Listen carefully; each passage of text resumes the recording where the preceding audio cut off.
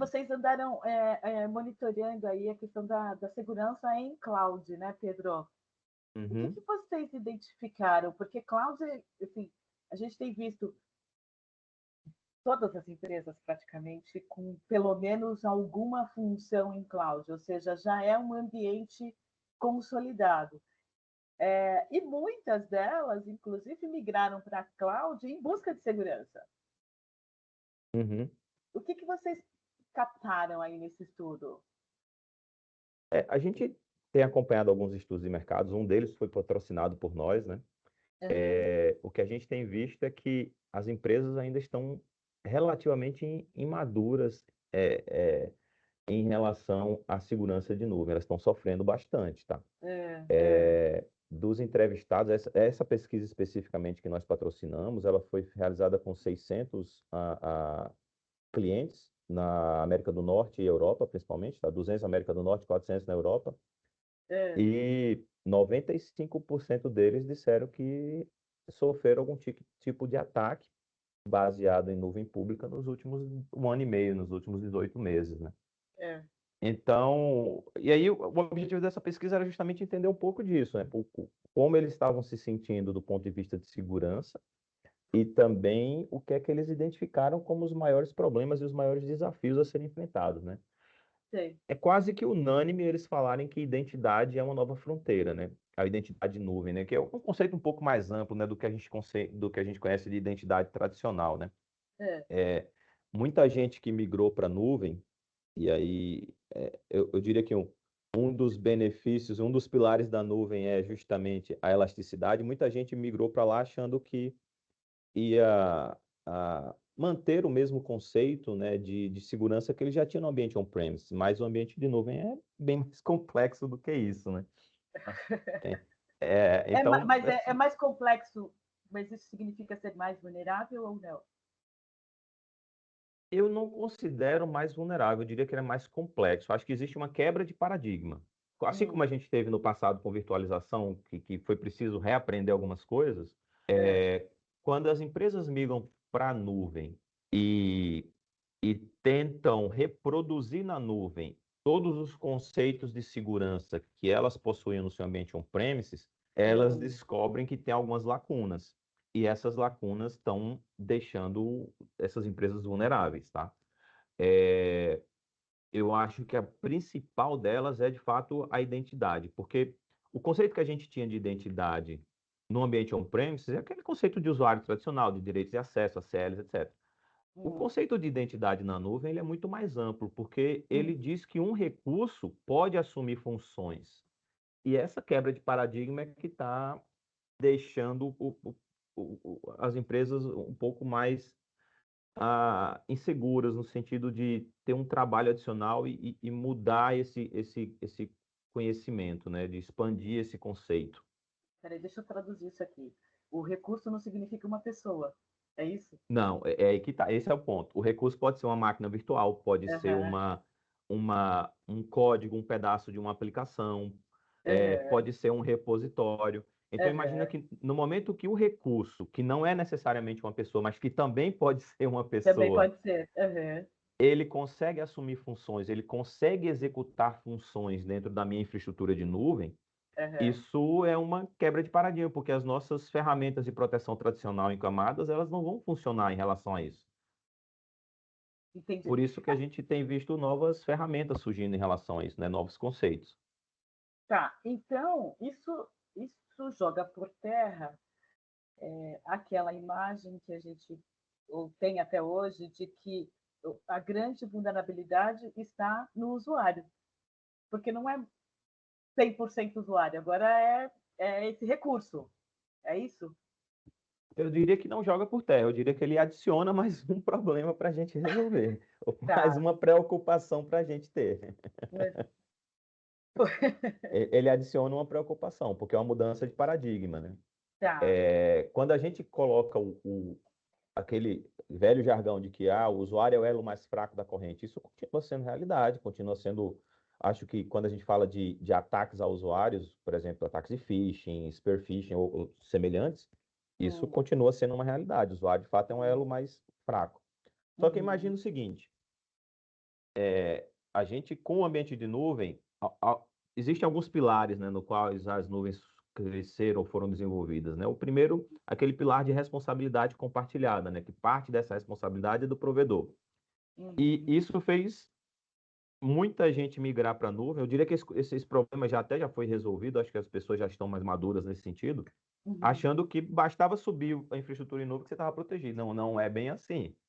Só que A tem que gente terceirizar o aprendeu. problema, né? Você terceirizava o problema, a gente aprendeu com isso.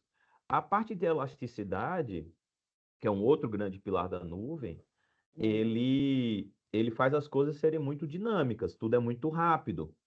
Então, para o nosso lado de proteção, ter uma visibilidade completa sobre o que existe e as mudanças, quando elas acontecem, se transformou em algo essencial, porque o ambiente agora ele cresce e diminui piscar de olhos, né? Então, eu costumo entregar a minha idade eu sou fazendo referências à década de 90. Poxa, eu assisti o filme Gremlins. Então, você joga água, o negócio se multiplica. Mas, e uma outra coisa é que praticamente tudo em nuvem, ele é possível de ser controlado através de funções programáticas. Então, a nuvem deu para o desenvolvedor um poder muito grande que ele não tinha antes, que era o de criar infraestrutura e de ter gestão sobre a infraestrutura. Antes, o desenvolvedor ficava fechado na caixinha dele, de criar a aplicação dele e depender do time de infra de montar a infraestrutura de sustentação. Hoje, o próprio desenvolvedor ele é capaz de criar essa infraestrutura. E aí é que vem essa complexidade nova, porque à medida que eu dou direitos para as funções do desenvolvedor e à medida que eu dou direito para os próprios recursos executarem outras ações na minha infraestrutura, isso criou uma complexidade muito maior que a gente não estava acostumado no meu ambiente on-premises. Tem solução para esse problema? Sim, a primeira é a visibilidade. A gente precisa saber quem tem acesso ao quê corretamente, né? Quem ou o que tem acesso ao Ou o quê? que tem, eu diria que o que tem acesso ao quê? Porque ficou muito abrangente agora. Uhum. É, e segundo, tem também eu diria que uma política, ou uma melhor prática bastante conhecida no mundo de segurança, chamada a política de menor privilégios, né? Ou seja, quanto menos privilégios você der para algum. Antigamente a gente falava para algum usuário, mas hoje a gente expande esse conceito para algum recurso, então a gente só precisa dar ou só deve dar como uma melhor prática os privilégios que são estritamente necessários àquela função. Tá. Então, essa é uma política de higiene, né, do termo do conceito de privilégios que precisa começar a ser aplicada, Uhum. especialmente, mas não somente, no ambiente de DevOps. Porque imagina um cenário hipotético.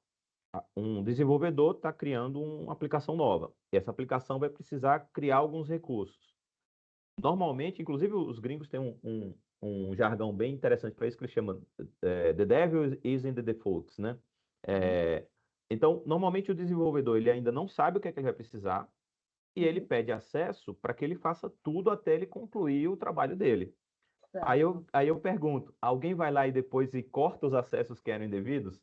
A maioria das vezes a gente sabe que não, né? Então a gente começa a ter a necessidade de ter essa visão de identificar de fato o que é necessário. Primeiro que o que de fato existe de permissionamentos aplicados e comparar com o que de fato é utilizado.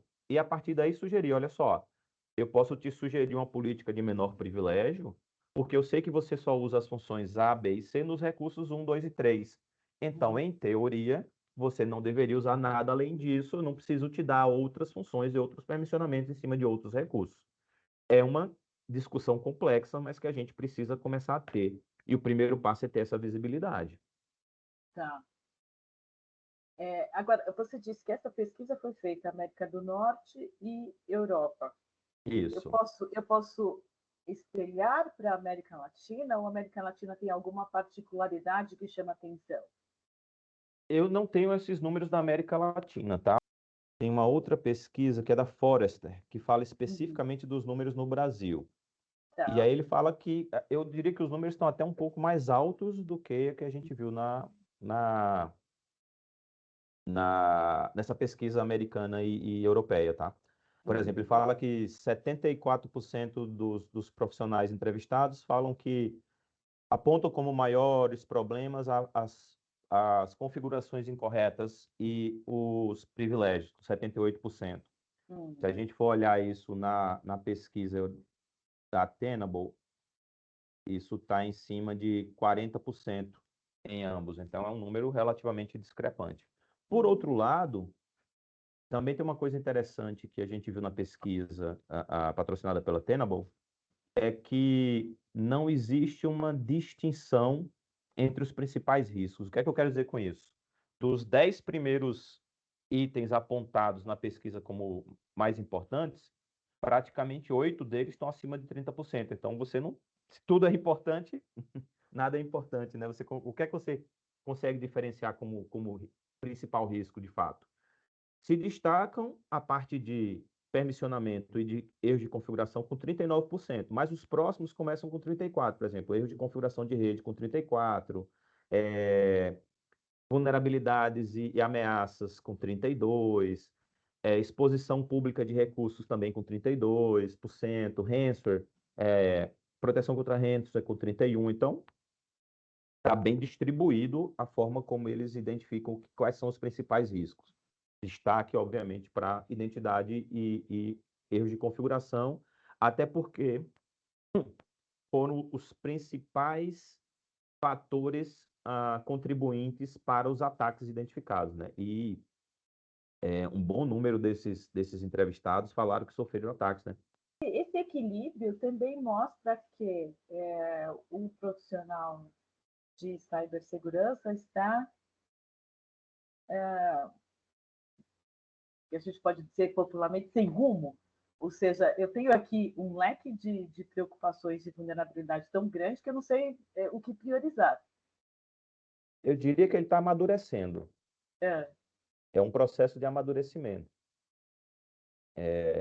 Nessa transição aí, nessa quebra de paradigma, de entender que nuvens têm outros desafios, talvez esses novos desafios estejam tornando-se mais evidentes nesse momento, justamente por estarem sendo utilizados mais efetivamente em ataques. Ô Pedro, a gente tem visto uma grande oferta de serviços de SOC, MSSP, terceirização do ambiente de segurança, né, no frigir dos ovos.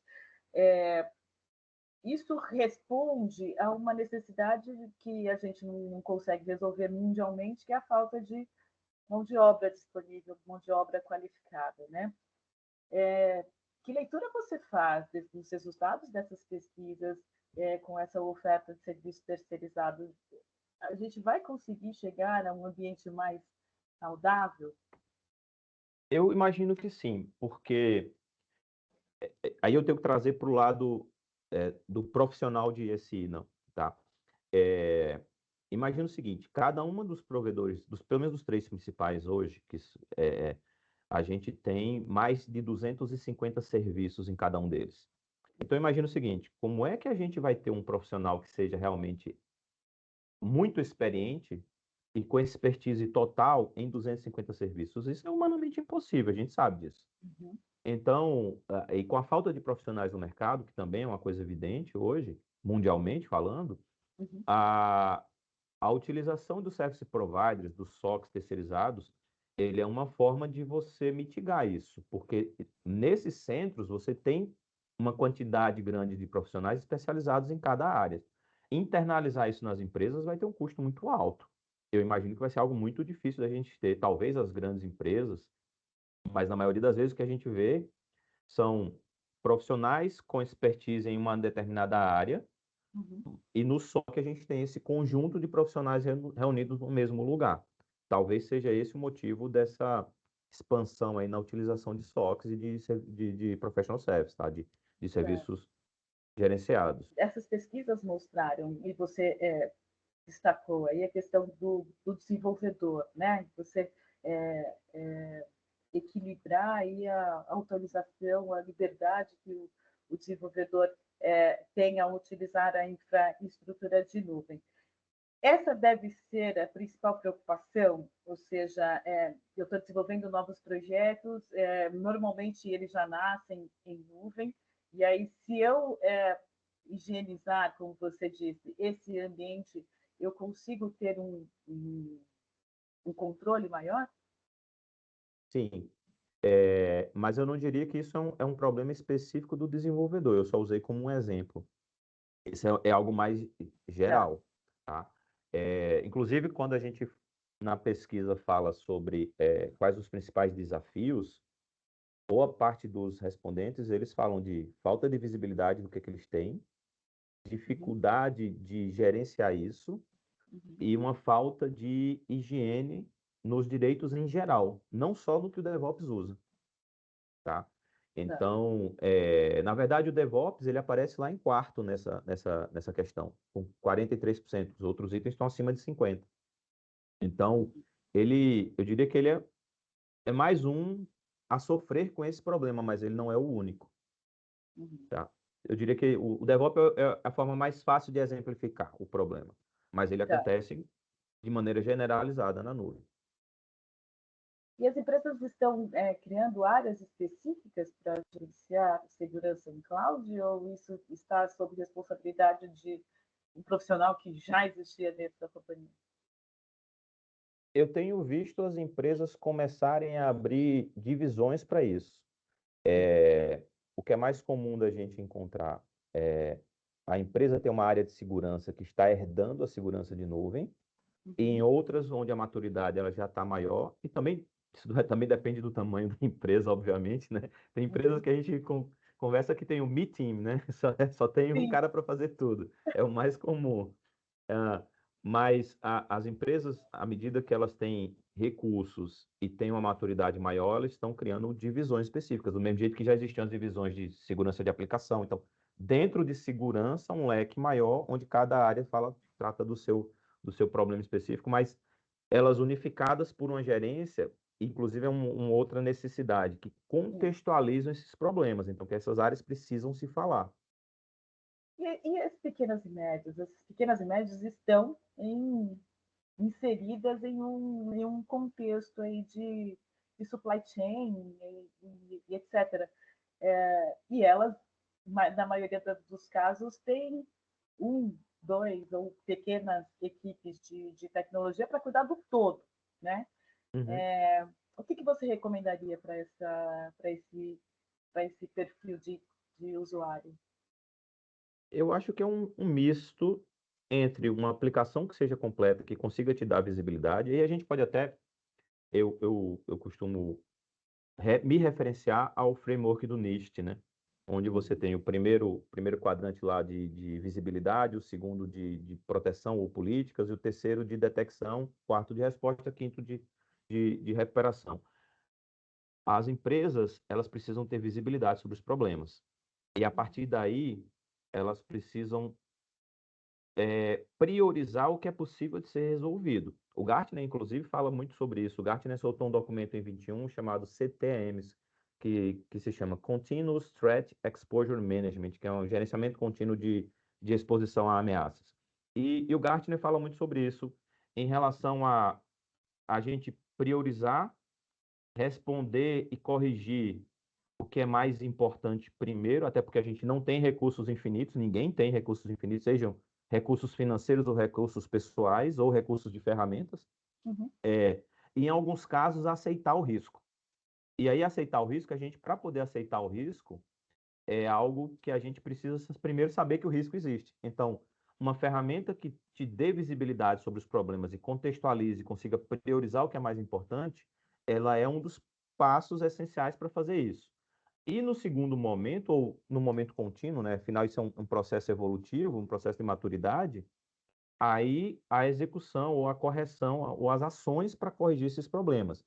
E aí as empresas vão esbarrar ou na sua falta de recursos para conseguir isso, vão precisar contratar terceiros para isso, ou pelo menos na priorização eles vão poder apontar esses recursos finitos que eles possuem para resolver o que é mais importante.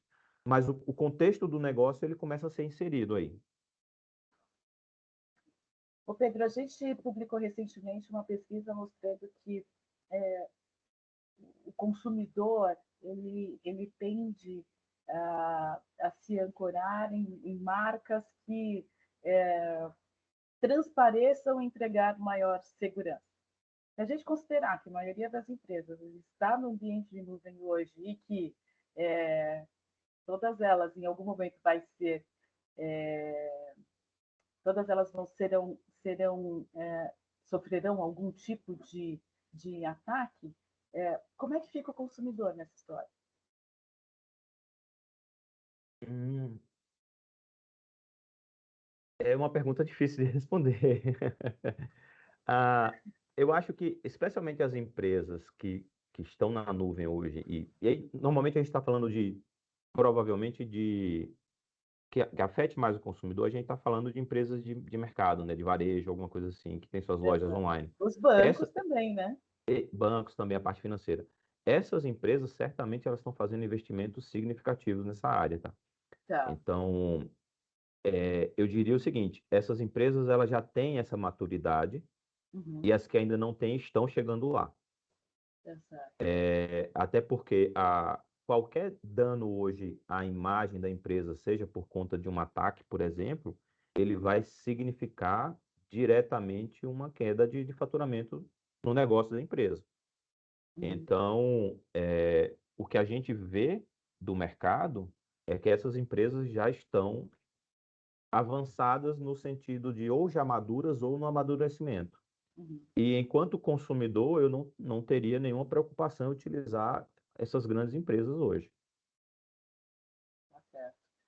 Por fim, qual é a grande mensagem que você deixaria aqui tanto para o consumidor quanto para o usuário de tecnologia e o gestor de cybersecurity? Eu acho que a gente precisa amadurecer, a gente precisa entender que existem. O mercado ele evolui, o mercado que eu digo, a tecnologia evolui, então coisas novas virão, e se Uhum. tecnologias novas vêm problemas a reboque, e que a gente vai aprender com esses problemas, a entender como eles funcionam, como corrigi-los, Uhum. mas eu sempre gosto de bater numa tecla que a gente não pode esquecer dos princípios. Aqueles Tá. princípios básicos de higiene, de segurança, eles continuam válidos até hoje. Então, um Uhum. bom inventário, uma boa política, uma boa aplicação, ela é preventiva. Então, por mais que a gente tenha ferramentas de detecção e resposta que são importantes, são essenciais, Uhum. é muito mais barato você prevenir o risco, você evitar que seu ambiente esteja exposto, do que você ficar detectando o ataque e reagindo a ele. Inclusive, isso é uma coisa que em várias pesquisas os profissionais de TI têm revelado. A gente ainda gasta muito mais tempo reagindo do que prevenindo. Então, eu acho que em algum momento as áreas de segurança vão fazer um freio de arrumação e repensar nesses processos e entender que talvez a gente tenha pulado alguns passos lá atrás. Muito bom, Pedro. Muito obrigada, viu, pelo seu tempo. Aí eu que agradeço, fico à disposição para qualquer dúvida que você tiver.